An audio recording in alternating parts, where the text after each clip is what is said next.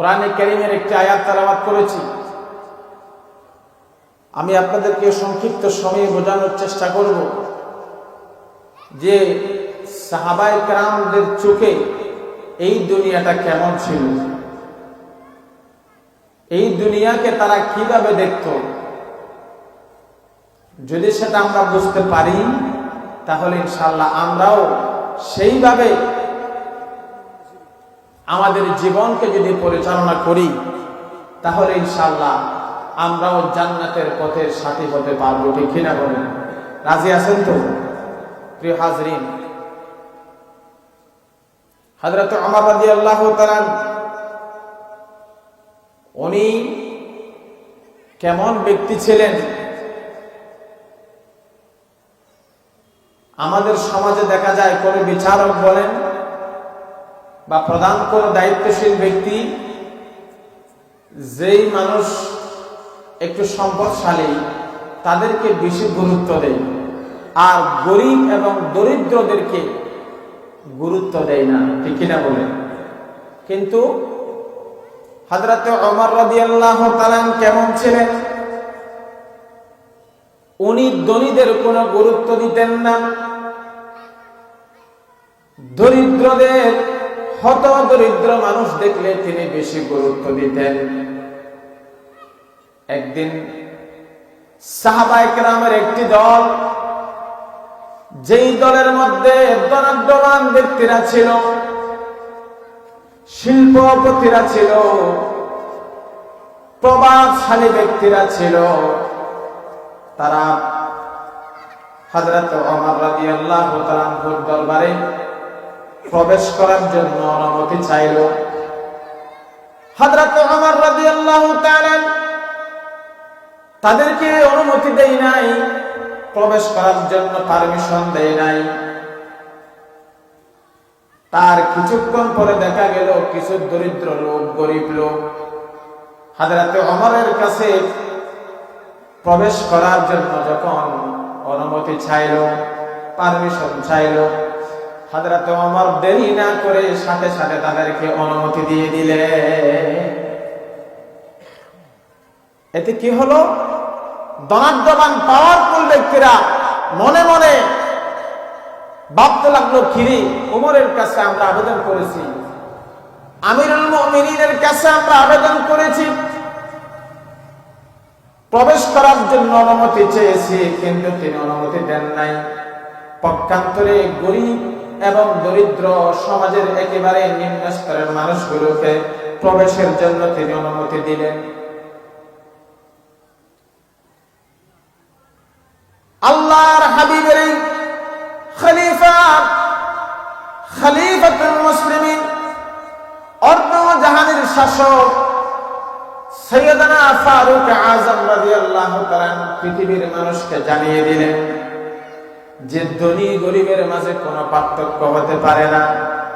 নামাজে যখন দাঁড়াবেন, কে ধনী কে গরিব সেটা যেমন পার্থক্য থাকবে না, মসজিদের বাইরে এসেও সেই একইভাবে ধনী এবং গরিবের মাঝে কোনো পার্থক্য থাকবে না। প্রিয় হাজরিন, এবং হযরত ওমর ছিলেন নিজেকে সবচেয়ে বেশি কম জাননেওয়ালা মনে করতেন। আর এখন তো আমরা নিজেরা যে অনেক বেশি জানি এরকম, ঠিক কিনা? সবচেয়ে বেশি জানি, আমি সবার থেকে বেটার, আমি সবার থেকে বেশি জাননেওয়ালা, আর প্রতিবেশীরা কিছুই জানে না। হযরত ওমরের বৈশিষ্ট্য ছিল, তিনি বলতেন, আমি মনে করি আমি সবচেয়ে কম জানি, আর আমার সামনে যারা আছেন তারা আমার চেয়ে বেশি জানে। এই শিক্ষা পাইতে পাইতে হযরত ওমর রাদিয়াল্লাহু তাআলা একজন সাহাবী, ওনার সঙ্গে যিনি ছিলেন, উনি আল্লাহর কাছে দোয়া করতেন, আল্লাহ আমাকে সব সময় অল্প সংখ্যক মানুষের মাঝে রাখুন। কোথায় রাখবেন? অল্প সংখ্যক মানুষের মাঝে আমাকে রাখুন, কেননা হযরত নূহ আলাইহিস সালামের সাথে সংখ্যায় মুসলমানরা কম ছিল না বেশি ছিল? কম ছিল। আল্লাহ তাআলা কোরআনে কারীমে ইরশাদ করতেছেন, ওয়ামা আমানা মাআহু ইল্লা কালিল।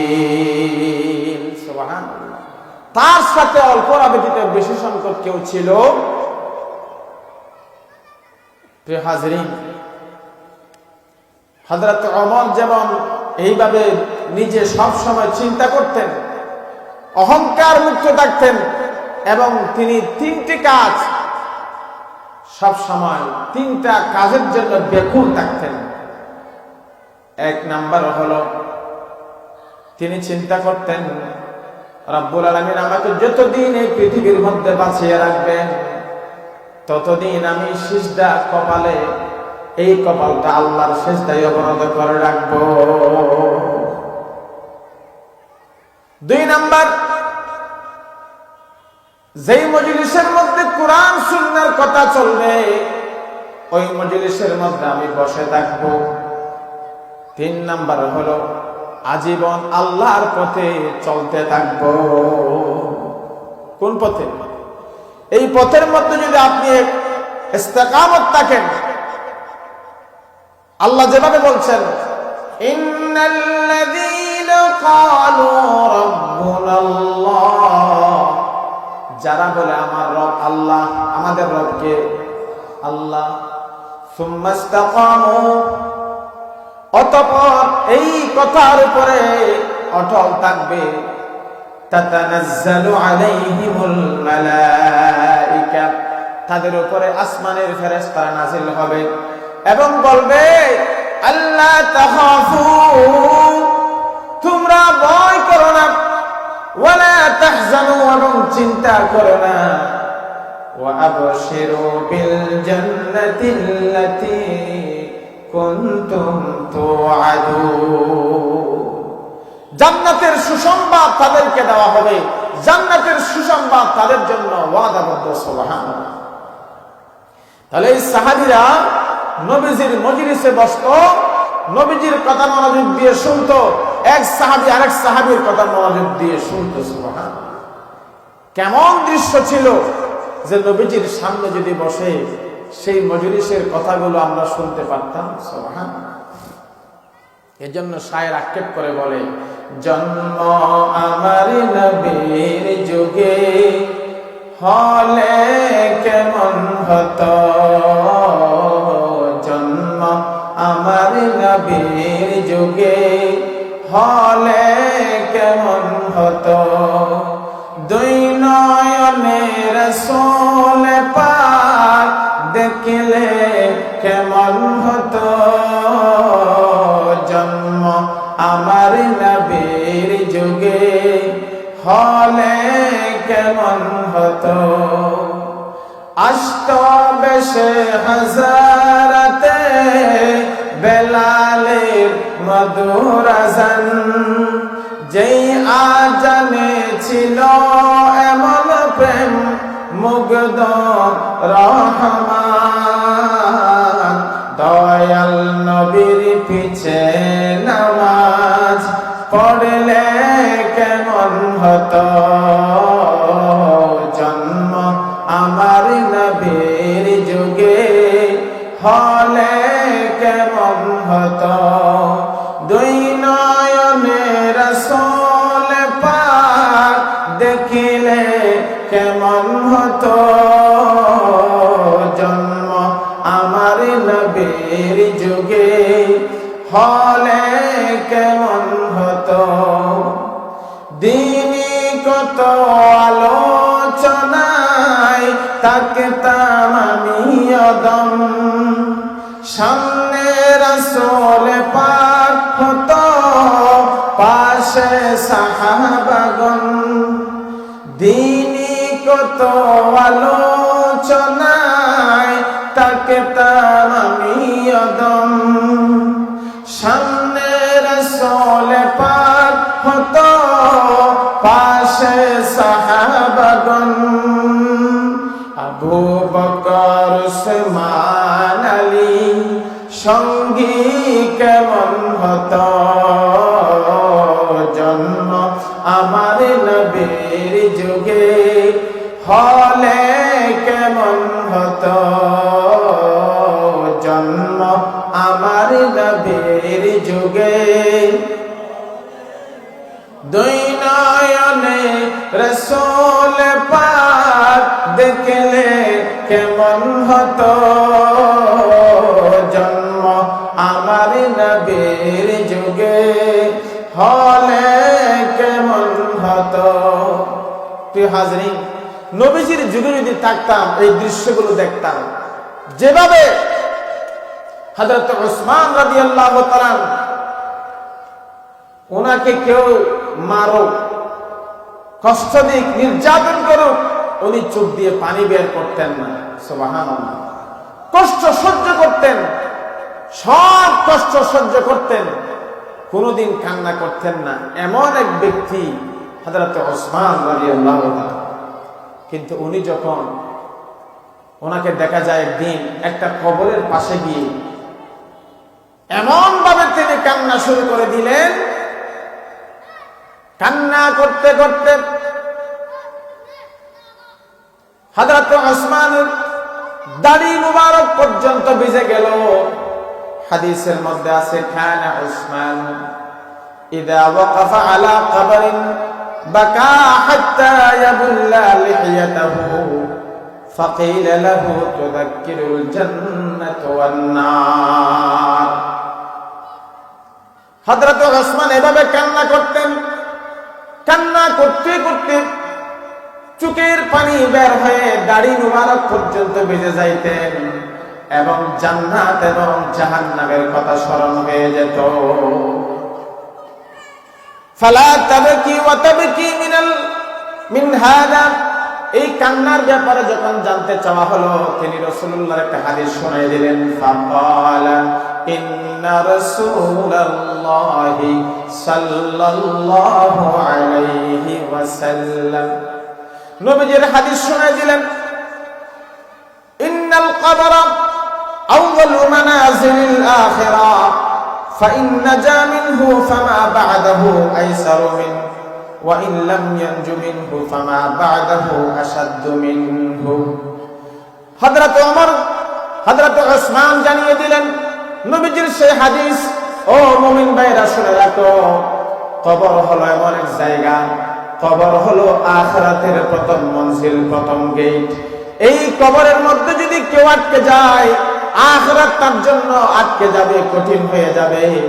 আর যে ব্যক্তি কবরের জগতে মুক্তি পাবে, সে আখিরাতেও নাজাত পেয়ে যাবে। সে আখিরাতে কি পেয়ে যাবে? নাজাত পেয়ে যাবে। এজন্য নবীজি জীবনে সব সময় বলতেন, পাঁচটা উপদেশ দিতেন। কয়টা? পাঁচটা উপদেশ দিতেন। হযরত আবু হুরায়রা রাদিয়াল্লাহু তাআলা উনি বলতেছেন, ফাকুলতু আনা ইয়া রাসূলুল্লাহ সাল্লাল্লাহু আলাইহি ওয়াসাল্লাম ফাআখাযা বিয়াদি ফাআদ্দা খামসান।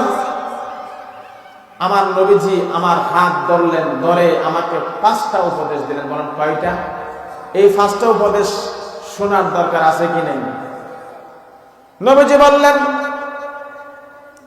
ইত্তাকিল মাহারিমা তাকুন আ'বাদান নাস। ও দুনিয়ার মানুষ, আমাদের মাঝে সবচেয়ে বড় আবেদ কে?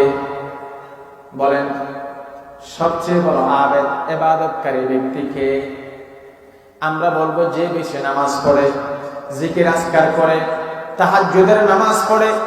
এইভাবে আমরা পরিচয় দিব, সেই বেশি ইবাদতকারী, যেই বেশি নামাজ পড়ে, যেই বেশি তাহাজ্জুদ গুজার, জিকির আজকারের মধ্যে লিপ্ত থাকে, সেই পরিচয় আমরা দেব। অথচ আমার নবীজি বলছেন, ইত্তাকিল মাহারিম, হারামকে ভয় করো, হারামকে ভয় করো, হারাম থেকে বেঁচে থাকো।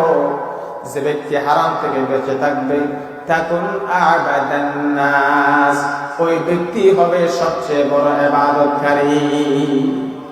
তাহলে হারাম থেকে বেঁচে থাকা এটা এক নাম্বার প্রধান এবং প্রথম ইবাদত। সুবহানাল্লাহ। দুই নাম্বার ওয়ারদি বিমা কাসামাল্লাহু লাক তাকুন আগনান নাস। যে ব্যক্তি আল্লাহ রাব্বুল আলামিন দুনিয়ার মধ্যে যাকে যতটুকু সম্পদ দিয়েছেন, রিজিক দিয়েছেন, সেই সম্পদের উপরে যে সন্তুষ্ট থাকবে তার চেয়েও পৃথিবীর মধ্যে কোনো ধনী হতে পারে না। সুবহানাল্লাহ। সবচেয়ে ধনীকে, যে আল্লাহ আমাকে যা দিয়েছো তুমি সেটাই আমার জন্য এনাফ, যথেষ্ট। That is enough. আল্লাহটাই আমার জন্য যথেষ্ট। তাহলে সেই সবচেয়ে বেশি খুশি, ঠিক কিনা? আর যার সব সময় আলহাকুমুত তাকাসুর হাত্তা যুরতুমুল মাকাবির, কবরে যাওয়ার আগ পর্যন্ত সম্পদ আর সম্পদ, সে সম্পদের মধ্যে সন্তুষ্ট থাকবে না, তার মনে কোনো শান্তি থাকবে। তাহলে আল্লাহ যা দিয়েছেন তাতেই সন্তুষ্ট হওয়া, তাহলে আল্লাহও রাজি হবে, নবীও রাজি হবে, এবং দুনিয়ার মধ্যে আপনি শান্তি পাবেন। খেয়াল করেন তো, আপনি যা পেয়েছেন, আল্লাহ আমাকে ভালো দিয়েছেন, আমি তাকাবো আমার একটা পা নাই, আল্লাহ আমাকে একটা পা বেশি দিয়েছেন, ওই লোকের সে পাটা নাই। আমাকে আল্লাহ দুইটা চক্ষু দিয়েছেন, তার কাছে দুইটা চক্ষু নাই, আমার কাছে দুইটা হাত আছে, তার কাছে নাই। এইভাবে যদি আপনি চিন্তা করেন, দেখবেন আপনার চেয়েও ধনী পৃথিবীর মধ্যে কেউ নাই, ঠিক কিনা বল? আমরা তাকাই আমাদের উপরের দিকে, হায় তার গাড়ি আছে, বিশাল বাড়ি আছে, যদি আমারও হতো, ঠিক কিনা বল? এটা আমাদের চিন্তা। আল্লাহ এটা দেখে আমাদেরকে হেফাজত করে বলে আমিন। দুনিয়া লোভী, ইউহিব্বুনা দুনিয়া ওয়া ইয়ানসাউনাল আখিরা। মানুষ দুনিয়া পাগল হয়ে যাবে, আখিরাতকে ভুলে যাবে, ঠিক কিনা বল? 3 নাম্বার, ওয়া আহসিন ইলা জারিকা তাকুন মুমিনা। যদি তুমি প্রতিবেশীর সাথে ভালো আচরণ করো, তাহলে তুমি হবা 1 নম্বর ঈমানদার। আমরা ঈমানদার বলি অন্যভাবে, কিন্তু আল্লাহর রাসূল বলতেছেন ঈমানদার কারা জানো? যারা প্রতিবেশীর সাথে ভালো আচরণ করে। সুবহানাল্লাহ। মুসলমান কাকে বলে? নবীজি হাদিসের মধ্যে বলছেন, ওয়া উহিব্বা লিন-নাসি মা তুহিব্বু লিনাফসিহি। তুমি যা নিজের জন্য মহব্বত করো, নিজের জন্য পছন্দ করো, তোমার অপর ভাইয়ের জন্য যদি সেটা পছন্দ করো, তাহলে তুমি হবে মুসলমান। তুমি হবে কি? মুসলমান। অন্যথায় তুমি মুসলমান হতে পারবে? আমি নিজের জন্য যা পছন্দ করি, আমার অপর ভাইয়ের জন্য তা পছন্দ করতে। এখন একটা বাজারে আমি জিনিস নিতে চাইলাম, খারাপ, আমি নিই নাই, আর একজনকে বলতেছি তুমি নিয়ে নাও। আমি নিজে নিয়ে নেই, তাকে নেওয়ার জন্য আমি উৎসাহিত করলাম, এটা গুনাহের কাজ, ঠিক কিনা বলেন? তোমার জন্য যা ভালো, তোমার মুমিন ভাইয়ের জন্য তা ভালো বলতে হবে। তোমার জন্য যা খারাপ, তোমার মুমিন ভাইয়ের জন্য তা খারাপ, ঠিক কিনা বলেন? 5 নাম্বার, ওয়ালা তাকফুরু আদ-দাহিক ফাইন্না কাসরাতাদ দাহিক তুমিতুল কলব। রাসূলুল্লাহ বলছেন 5 নম্বরে, বেশি হাসবে না, বেশি হাসবে না। কেননা বেশি হাসলে কলবের মৃত্যু হয়, কলব মরে যায়, ঠিক কিনা বলে? কলব কি হয়ে যায়? মৃত্যু হয়ে যাবে, কলব মৃত হয়ে যাবে। বেশি হাসা যাবে না। আল্লাহর ভয়ে সবসময় যারা কান্না করে, তারা জান্নাতে না জাহান্নামে? নবীজি হাদিসের মধ্যে বলেছেন, লা ইয়ালিজুন্নার রাজুলুন বাকা মিন খাশিয়াতিল্লাহ। যে ব্যক্তি আল্লাহর ভয়ে কাঁদতে কাঁদতে জীবনের সময় পার করে নেবে, ওই ব্যক্তি কোনোদিন জাহান্নামে যাবে না। জাহান্নামের আগুন তাকে স্পর্শ করবে না। হাত্তা ইয়াউদাল লাবানু ফিদ দারঈ। যেভাবে কোন গরু বা গাভী থেকে দুধ দহন করার পরে যদি কেউ আবার চাই যে এগুলো আবার ঢুকাই দিই, পারবেন? বলেন না। দুধ দহন করার পরে 1 গ্লাস হলো, পৃথিবীর কেউ চাইলে এই দুধ আবার তার উলানের ভিতর, গাভীর ভিতরে ঢুকাইতে পারবে? সম্ভব? এটা যেমন অসম্ভব, যে ব্যক্তি আল্লাহর ভয়ে কাঁদে সে জাহান্নামে যাওয়া অসম্ভব। সুবহানাল্লাহ।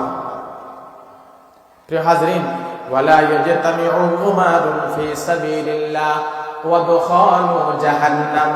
আর যে ব্যক্তি আল্লাহর রাস্তায় জিহাদের জন্য বের হয়ে যাবে, ওই গুড়ার পায়ের নিচে দোলা যে খাবে, জাহান্নামের দুয়া, জাহান্নামের আগুন তার জন্য হারাম হয়ে যায়।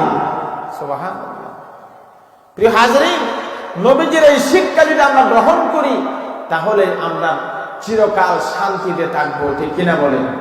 চিরকাল কি থাকবো? জিকির হবে আল্লাহর এবং আল্লাহ রসুলের, এবং সব সময় আল্লাহকে ভয় করে যদি আমরা বেশি হাসবো না বেশি কাঁদবো? বেশি কাঁদতে হবে, হাসা বন্ধ করতে বলেন না, হাসা। ফালইয়াদহাকু কালিলা ওয়ালইয়াবকু কাসীরা। হাসবা কম, কাঁদবা বেশি। এটা কার কথা? আল্লাহর কথা। জিকির থাকবে সবসময় আল্লাহ এবং আল্লাহ রাসূলের। কার?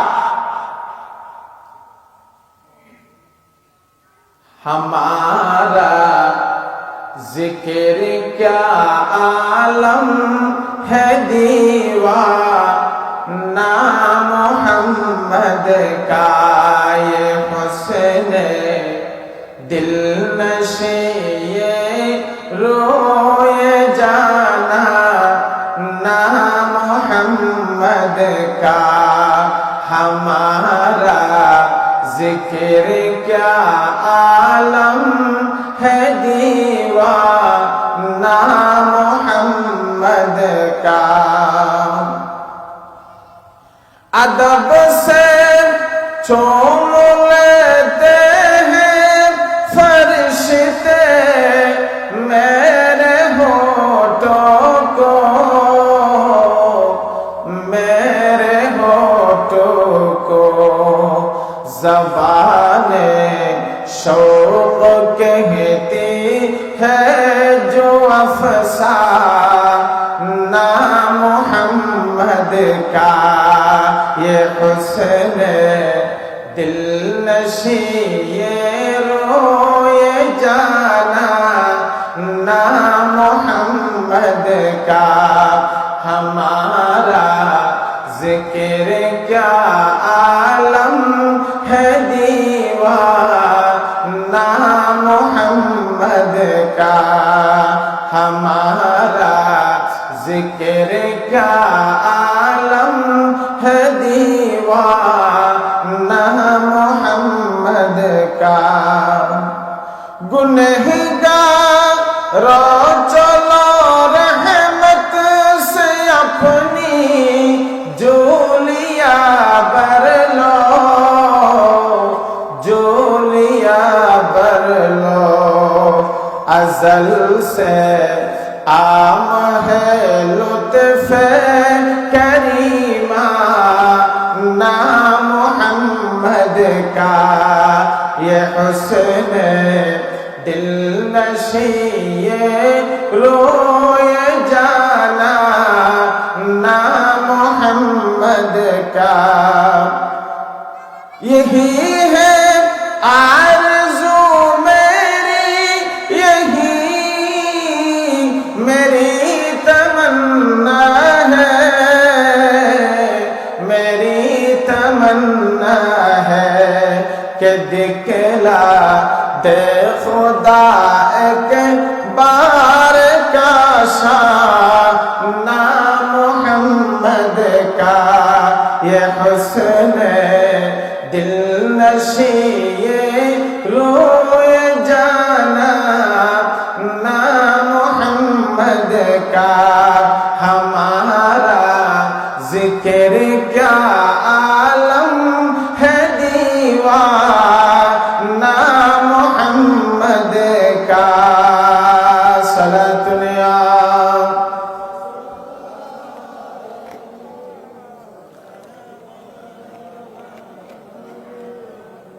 সম্মানিত হাজরিন, আর 5 মিনিটের পর আজান হবে, আমি শেষ করে দিচ্ছি। তাহলে বলতে চেয়েছিলাম, এমন জীবন আপনাকে গঠন করতে হবে সাহাবীদের পথে। কোন পথ? সিরাতাল মুস্তাকিম। আমরা সবসময় কিন্তু নামাজের মধ্যে বলি ইহদিনাস সিরাতাল মুস্তাকিম, আল্লাহ আমাদেরকে সহজ সরল পথ দেখান। এই পথ কোন পথ? আল্লাহ আবার এই আয়াতের পরের আয়াতে বলতেছেন, সিরাতাল্লাযীনা আন'আমতা আলাইহিম, কোন পথ? যে পথে নিয়ামত প্রাপ্ত বান্দারা চলে গেছেন, ওই পথ। নিয়ামত প্রাপ্ত বান্দা কারা? সেটা আবার আল্লাহ রাব্বুল আলামিন কোরআনের আরেক আয়াত দিয়ে, তাফসীরুল আয়াত বিল আয়াত, তাফসীরুল কোরআন বিল কোরআন, এটা যখন হয়, আয়াত দিয়ে যখন কোরআনের আরেক আয়াতের তাফসীর করা হয়, তাহলে আর কোনো সন্দেহ আছে? আল্লাহ বলতেছেন কারা? নিয়ামত প্রাপ্ত বান্দা কারা? وَمَن يُطِعِ الرَّسُولَ فَأُولَٰئِكَ مَعَ الَّذِينَ أَنْعَمَ اللَّهُ عَلَيْهِم مِّنَ النَّبِيِّينَ وَالصِّدِّيقِينَ وَالشُّهَدَاءِ وَالصَّالِحِينَ وَحَسُنَ أُولَٰئِكَ رَفِيقًا। নবীগণ, সিদ্দিকীনগণ, শহীদগণ, সালেহীনগণ, এই নিয়ামত প্রাপ্ত বান্দা এরাই কি হয়? আল্লাহর পথে ছিল। এদের পথ সরল পথ, এদের পথ ইসলামের পথ, এদের পথ কোরআনের পথ, এদের পথ সিরাতুল মুস্তাকিমের পথ। ঠিক কিনা বলেন? সম্মানিত হাজরিন, তাহলে এটা যদি আমরা করি, আল্লাহকে যদি আমরা স্মরণে রাখি এইভাবে, তাহলে আমরা প্রত্যেকেই ইনশাআল্লাহ আল্লাহর যে সিরাতুল মুস্তাকিমের পথের কথা বলেছেন, সেই পথ আমরা পেয়ে যাব। ঠিক কিনা বলেন?